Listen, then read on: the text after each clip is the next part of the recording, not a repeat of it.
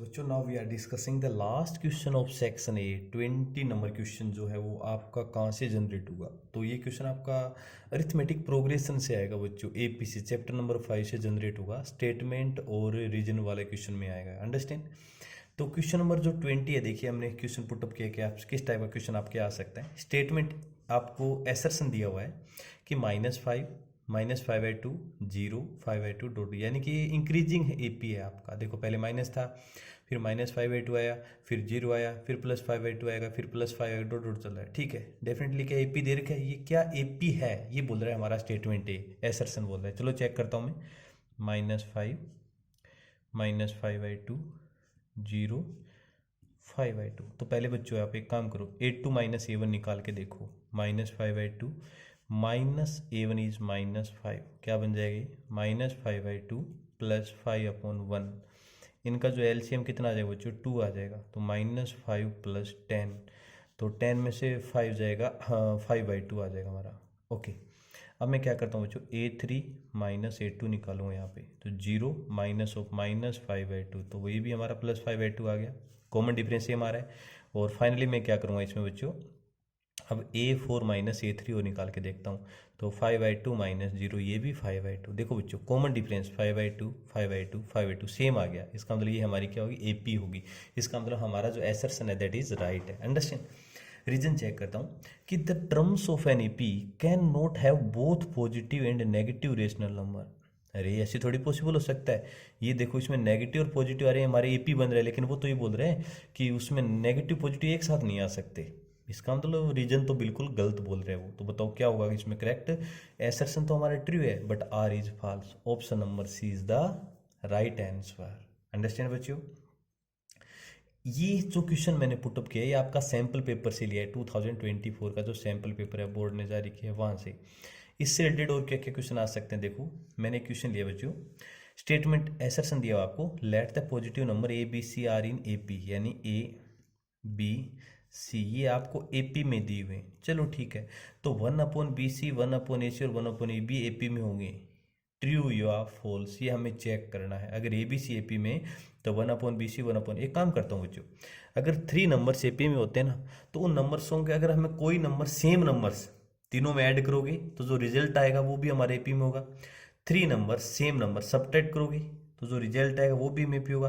और same number से अगर डिवाइड करोगे तो जो रिजल्ट आएगा वो भी एपी। मैं क्या करूँगा, इनको ए बी से डिवाइड कर देता हूँ। तो क्या लिखोगे? Dividing by A B C. तो A/ABC ये बन जाएगा B/ABC और ये बन जाएगा C/ABC। ए से ए कैंसिल 1, बी से बी कैंसिल 1, सी से सी कैंसिल। इसका मतलब 1/BC 1/AC और 1/AB ये भी हमारे किस में होंगे बच्चों? एपी में होंगे। ये तो बोल रहे हैं 1/BC 1/AC 1/AB एपी में होंगे। इसका मतलब हमारा एसर्शन स्टेटमेंट है बिल्कुल करेक्ट है, ये हमारा करेक्ट है। रीजन चेक करो, if each term of AP is divided by ABC then the resulting sequence is also. बिल्कुल करेक्ट है बच्चों कि सेम अगर कोई एपी है और उसको सेम नंबर से आप डिवाइड कर रहे हो तो जो रिजल्टेंट जो आएगा वो भी हमारे एपी में होगा। इसका मतलब both A and assertion and reason R correct, reason R correct and R is the correct explanation, is the correct explanation of assertion A. तो इसका ऑप्शन नंबर जो ए होगा ना वो हमारा क्या हो जाएगा बच्चों? करेक्ट हो जाएगा। इसी टाइप पे मैंने 2-3 क्वेश्चन और लिए, देखिए उसके भी रिवाइज करवा देता हूँ आपको। क्वेश्चन है बच्चों, स्टेटमेंट ए दिया हुआ है assertion, if S N is the sum of the first 10 terms of A P then its nth term is given by. बच्चों इंपॉर्टेंट सीरीज है, ध्यान रखना है। मैंने आपको बोला था क्या कि अगर आपके पास जो S1 होता है ना वही हमारा हमेशा A1 यानी कि फर्स्ट टर्म होती है, जो S1 होता है वही हमारा A होता है। एक तो ये ध्यान रखना है। दूसरी बात, अगर आप A2 निकालोगे तो आप क्या करोगे? S2 में से S1 सब्ट्रैक्ट कर दोगे। ये 2 फॉर्मूलेज इंपॉर्टेंट है। सेकंड टर्म कैसे निकालोगे, तो टू टर्म के सम में से फर्स्ट टर्म का सम माइनस कर दो। इसी तरह मैं आपसे बोलूँ A3 कैसे निकालोगे, तो आप क्या करोगे, थ्री टर्म का जो सम है उसमें से फर्स्ट टू टर्म का सम माइनस कर दोगे, इस तरह से। तो मुझे बताओ बच्चों nth टर्म कैसे निकालोगे, तो मैं क्या करूँ, Sn टर्म के सम में से n माइनस वन टर्म का जो सम है फर्स्ट वो माइनस कर दूंगा, तो हमारा nth टर्म आ जाएगा। इसका मतलब हमारा एसर्शन बिल्कुल करेक्ट बोल रहा है, वो ये तो बोल रहा है n equal to Sn minus n Sn minus one, ठीक है।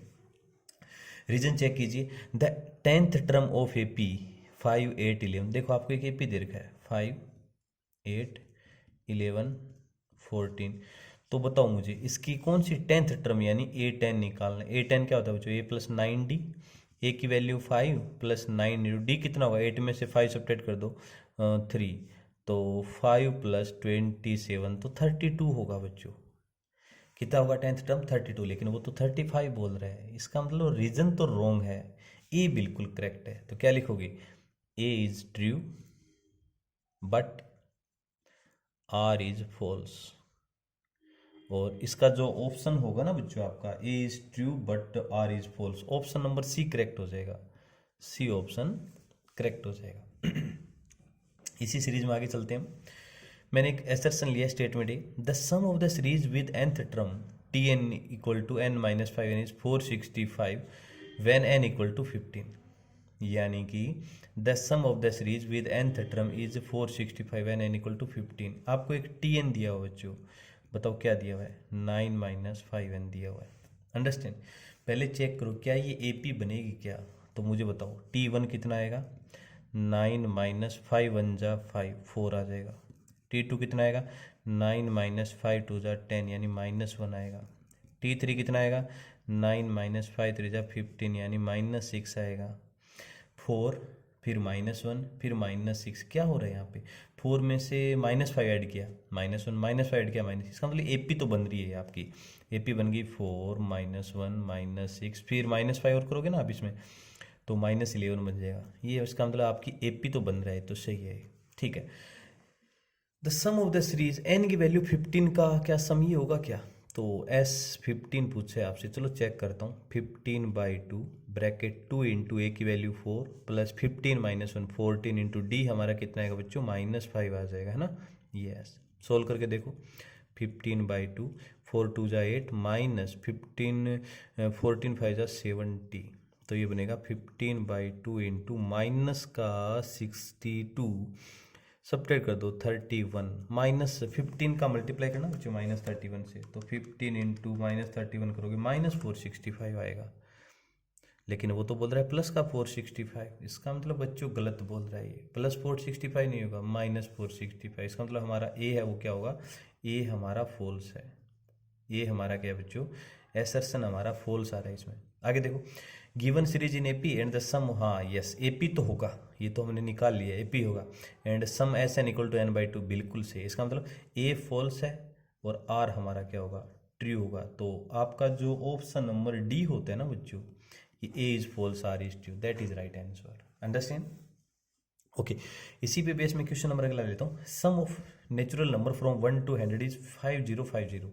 Sum of natural from 1 to 100 यानी कि 1 + 2 + 3 + ... प्लस 100 का सम करना है। तो आप SN का फॉर्मूला डायरेक्ट अप्लाई कर दो, कौन सा, n/2 A + L वाला अप्लाई कर देता हूँ मैं।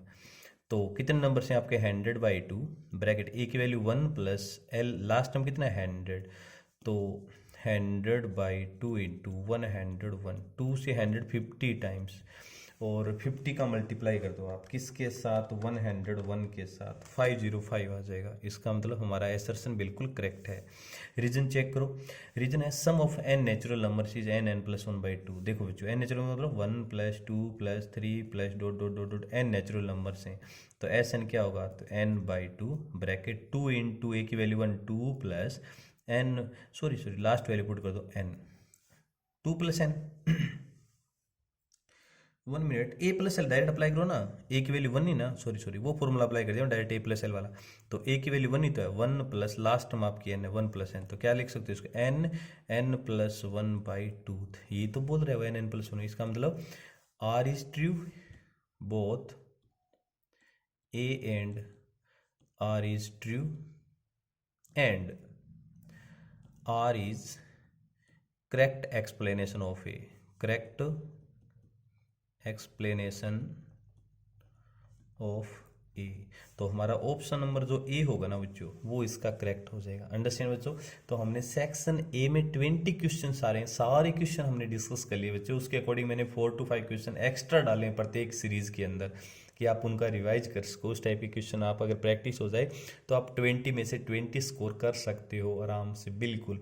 बस इन क्वेश्चंस की प्रैक्टिस कर लीजिए। सारे मैंने सेक्शन ए के 20 क्वेश्चन जो आ रहे हैं वो अपलोड कर दिए वीडियोस के अंदर। आप इसके प्रीवियस प्लेलिस्ट में जाके पूरा पूरा वीडियो देख सकते हो। क्लियर बच्चों। और इससे चैनल को एक बार सब्सक्राइब जरूर कर लीजिए ताकि मैं आगे भी ये वीडियो इस तरह से अपलोड करता रहूँ। अंडरस्टैंड बच्चों। Okay, welcome dear.